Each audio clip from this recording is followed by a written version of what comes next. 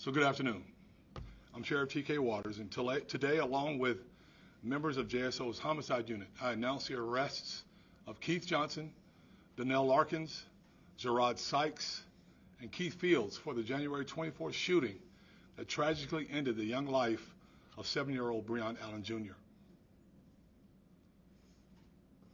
That shooting also seriously injured Lafayette Mango. The detectives standing with me have worked tirelessly to build the cases that have led to these arrests. These suspects have all been arrested for second-degree murder, conspiracy to commit murder, and attempted second-degree murder. At 24, 20, and 18 years of age, respectively, Sykes, Larkins, and Fields are all documented gang members. Johnson is a 21-year-old documented gang associate. On the screens behind me, you'll see them being walked over this morning to be charged. 2 days after this tragic event, I visited with Brion Allen Jr.'s grieving parents. And during that meeting, I promised them that this agency would do everything in its power to bring the perpetrators of this senseless and horrific violent crime to justice. And we've only just begun. This is an ongoing investigation, so there's very little that I will share about the facts and the circumstances of this case. But what I can tell you is this.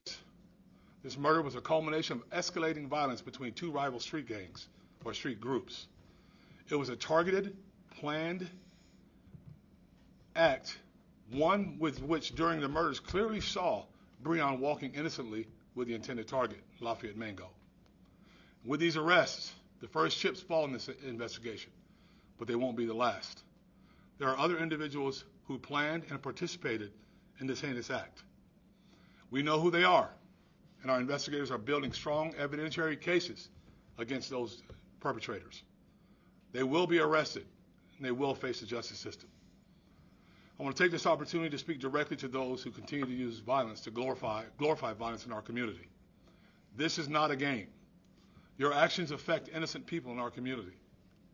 There's no place for you in our city, in our community. And if you don't change your lifestyle, JSO will not rest until you are off of our streets and the good people of this city are free from your terror. We're going to come for you. That's a promise. We won't rest, and we will not tire. You will be held accountable. To Brion Allen Jr.'s parents, this agency stands with you. Jacksonville stands with you. This community will not submit to brutality. The loss of one life is one life too many, especially one as precious as Brion's. Now's the time for accountability. So at this time, I'll answer any questions that I can that don't impair the investigation as we move forward.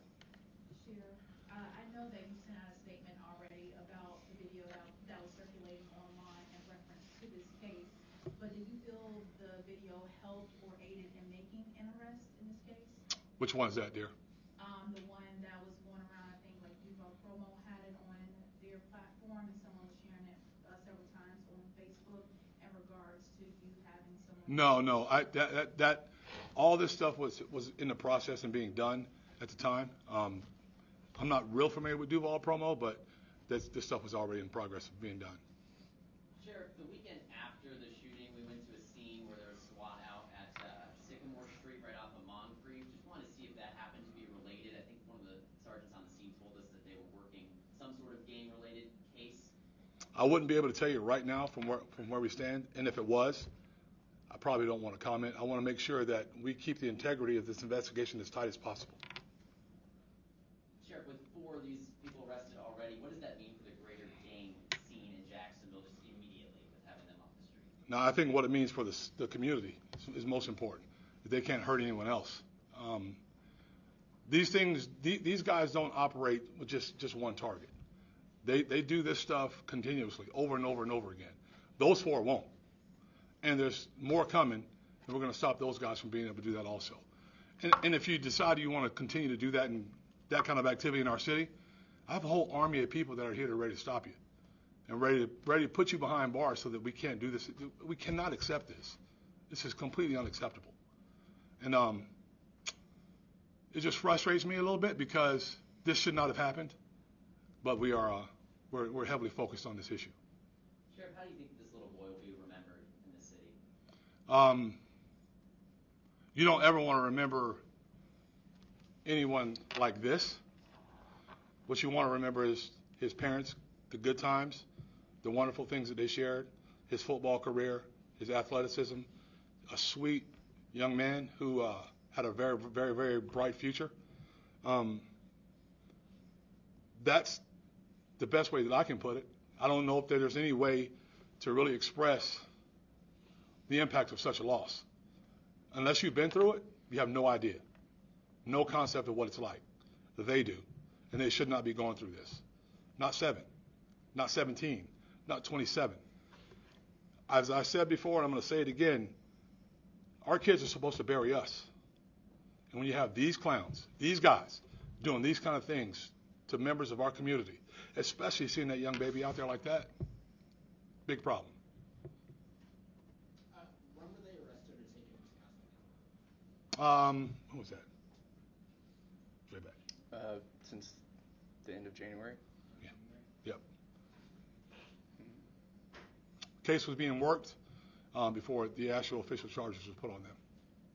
Was it just one that actually fired the gun, or was Not going to tell you that. Anything else? I appreciate your transparency since you've been a sheriff. I just had a question about an Sure. incident that occurred 2 days ago, Monday. Lieutenant fired 4 shots on the side of 95. Was the truck driver armed? Not that we know of, no.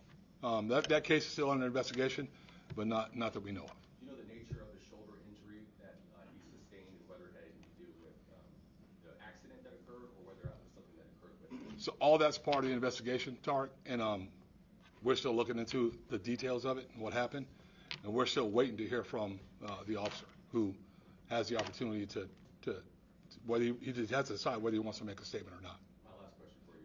Do you have any information about the position of where the officer was when he fired his weapon? What does the evidence indicate? Not what the officer said, but I do not. So I'm going to tell you this. I was out of the office the last couple of days. The undersheriff and the director of the investigation, the Homeland Security, were working that case. I don't know where he was, but that's all part of the updating and briefing that I'm going to get. he was a sharpshooter and he missed. It's kind of weird. There's nothing you can say. Yeah, that's all I can give you right now. I can't speculate, Tarek. Thank you. All right, thank you.